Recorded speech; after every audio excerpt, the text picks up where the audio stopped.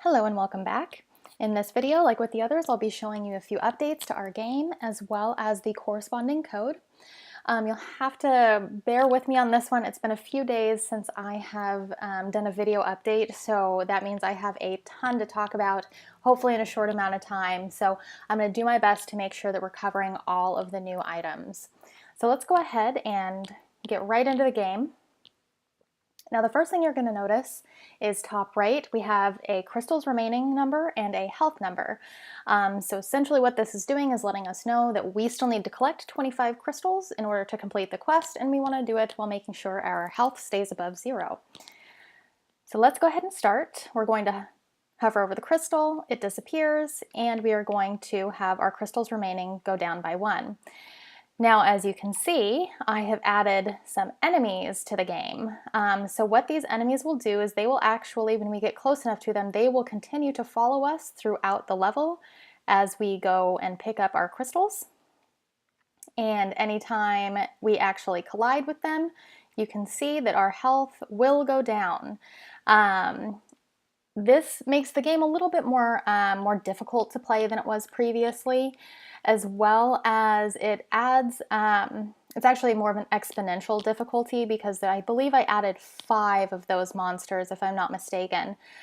So the more you fly past, the more that you will have flying around behind you. So let's go ahead and turn around. I'm going to just drop our health down to 0. We'll just kind of run into these guys a couple of times. Just so you can see what happens when we get to, oh, got 0, and oh no, our little guy died. So we're going to go to game over. Oh, there he goes. Little bug in the game there, but that's all right. Developers are no strangers to bugs, so that's obviously something I'm going to need to take a look at. The other thing that you can see I haven't had time to update yet is whatever the scene is going to be after we've gone through that death animation, we've hit our life is 0, the game is over.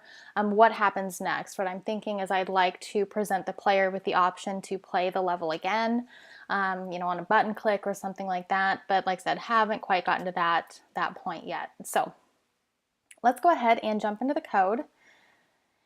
And the first thing that I'm going to show you is how we're updating the score that you saw on the top right, as well as some of the character animations. We definitely have a couple new ones this time around.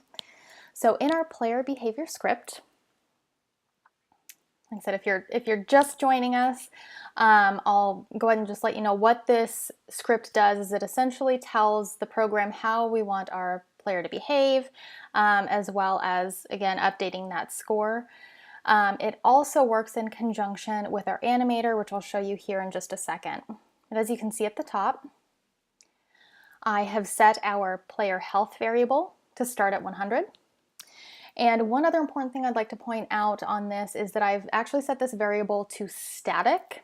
What that means is that this variable is now accessible by any other scripts that I'm writing in the game, which is really important depending on, if you're getting into some more complex, high-level coding, to be able to access variables when you need them.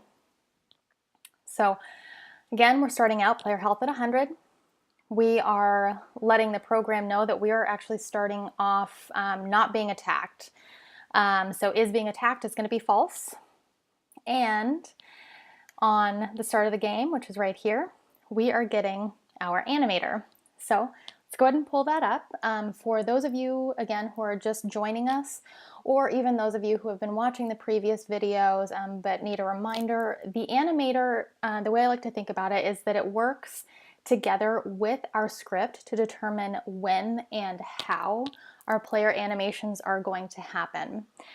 So the last time that I showed you guys this, the only things that I had on the screen were the fly and the wait animations. Now, since we're being attacked by enemies, we've also added in hurt and the death animation if we have our health go all the way down to 0. Like I said, I'm not going to talk much about anything more in depth than that, just for the sake of time, but just know, again, high level, that the animator works with our script to make sure that the player is behaving or animating in a way that we think that it should. So once we have selected that animator for our character, it is going to, anytime we collide right here with one of our enemies, we're going to let the program know that yes, we are being attacked at this point. We are going to remove 5 points from our player health. We are going to play the hurt animation. And from there, we're going to start another method, which brings us up here. And within that method, after we've played the hurt animation, we're going to wait for a couple of seconds just to make sure that animation plays all the way through without doing anything else. And then, after the animation has played, we have 2 options.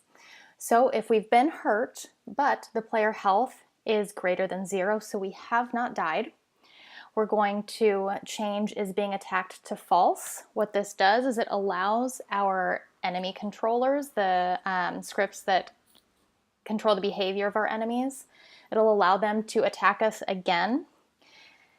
And we're going to hop out of this this player behavior so we can go back to pressing, the keys and doing whatever we need to do, and everything can run as it needs to. Otherwise, if we have played the hurt animation and our health is now no longer above 0, so we have died at this point, we are going to play the death animation. Again, we're going to wait for a couple of seconds so that we see the animation from start to finish, and we're going to let the player know on the screen that their game is now over. So again, I know that this is a lot to take in. I'm going through it very quickly. As always, if you have any questions, concerns, comments, please let me know. Otherwise, let's go ahead and go over to our crystals remaining calculation for the quest. The good news is that it's actually very similar to what you just saw here. It's actually almost a little bit more simple because we're not dealing with animations. So in our get crystal script, what this one is doing is it is letting the program know that anytime we collide with a crystal, we're going to destroy the crystal, so we're removing it from the game, and we're going to calculate a new score. Now our score starts out though in the calculate score function. So let's take a look at that. So the way that this is working is when we start our game, we are telling the program to find any objects that I have tagged with the phrase pick up. So I'm putting pick up on each one of the crystals. I'll show you where I'm doing that here. So if we go to crystals, we can look in our inspector. You can see the name of the crystal here. Oops, don't know what I just did there. But you can see underneath it, I have a few different tags that I use. So all the crystals have been tagged pick up. So what it's doing is it's getting us a list. It's getting us a number of how many of those crystals are in the game. And then it's going to use that number as our beginning score and post that to the page with the phrase crystals left. From there, anytime it updates, it's going to go through this method down here. So of course we're going to start out again if the score is equal to the number of crystals in the game and our player health is above 0. We are going to post crystals remaining plus that starting score. Otherwise, if our new score, so anytime we have destroyed a game object, we're going to get this new score here. It's going to be passed back. So if that new score is greater than 0, and again, our player health is greater than 0, then we are going to update, saying crystals remaining with this new score. And finally, if our player health is greater than 0, we are going to update it with the phrase quest complete.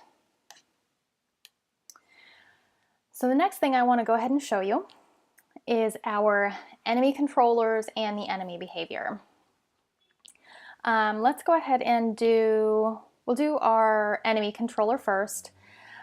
This is something that I found online in a forum, but basically what it's doing is it is transforming the position of our enemy based on the position of our player.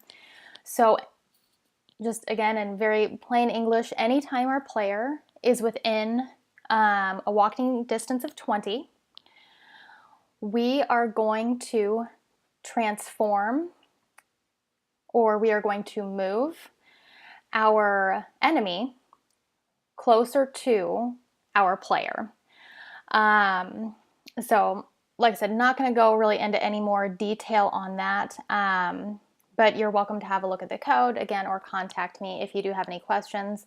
I guess the only other thing that I'll say about this is it does actually smooth that transition as well, so we're not getting an enemy that's really far away and then all of a sudden the enemy is right next to you. It takes the enemy 2 seconds from wherever he is to reach our player from that farthest distance. All right, as far as the enemy behavior is concerned, it's pretty similar to the player behavior in the sense that we are using a few animations as well. So what we're doing is we are on start. We are just playing the idle animation, so he's just kind of hovering and waiting for something to happen.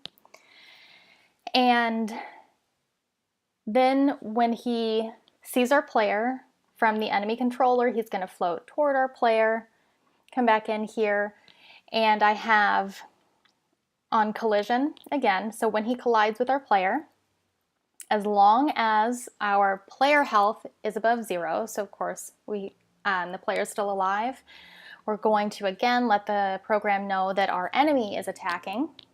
We're going to play the attack animation, and then we're going into another routine right up here. We're going to wait for a couple of seconds again for the attack animation to complete. We're going to set attacking to false and go back into the idle state. So basically what all of this does is it'll bring our enemy over. You'll see him collide with our character. He'll attack, he'll wait a couple seconds, and then he can attack again, wait a couple of seconds. Like I said, very high level update on all of the kind of inner workings of some actually pretty complex code, or maybe just complex to me since I'm not terribly well versed in Unity or C#.